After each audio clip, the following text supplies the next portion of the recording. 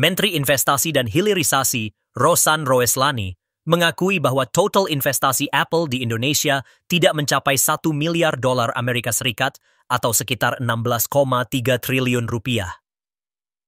Menurut Rosan, hal ini disebabkan karena investasi dilakukan oleh vendor, bukan langsung oleh Apple, dan pola investasi semacam ini juga terjadi di negara lain seperti Malaysia, Thailand, dan Vietnam. Rosan menegaskan bahwa meskipun investasi Apple tidak terlalu besar, Indonesia tetap akan memperoleh banyak manfaat dari kehadiran perusahaan tersebut, seperti terciptanya lapangan kerja baru dan peningkatan kinerja ekspor.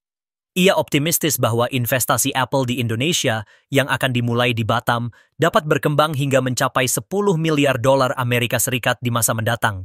Selain itu, Rosan yakin bahwa dengan masuknya Apple ke Indonesia dan pembangunan perusahaan pembuatan aksesori seperti AirTag, perusahaan-perusahaan lain dari Amerika Serikat akan mengikuti jejaknya. Hal ini diperkirakan akan memberikan keuntungan lebih besar dan menciptakan lebih banyak lapangan kerja bagi masyarakat Indonesia. Juru bicara Kementerian Perindustrian, Febri Henry Antoni Arif, sebelumnya menyatakan bahwa nilai real investasi Apple di Indonesia hanya sekitar 200 juta dolar Amerika Serikat atau setara dengan 3,2 triliun rupiah, lebih kecil dibandingkan nilai yang diusulkan sebelumnya.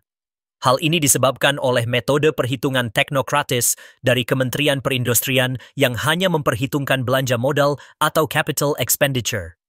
Sementara itu, proyeksi nilai ekspor dan biaya pembelian bahan baku tidak dimasukkan dalam perhitungan tersebut. Meskipun nilai investasi real Apple di Indonesia lebih kecil dari yang diperkirakan, pemerintah tetap optimistis bahwa kehadiran perusahaan teknologi besar seperti Apple akan memberikan dampak positif bagi perekonomian nasional.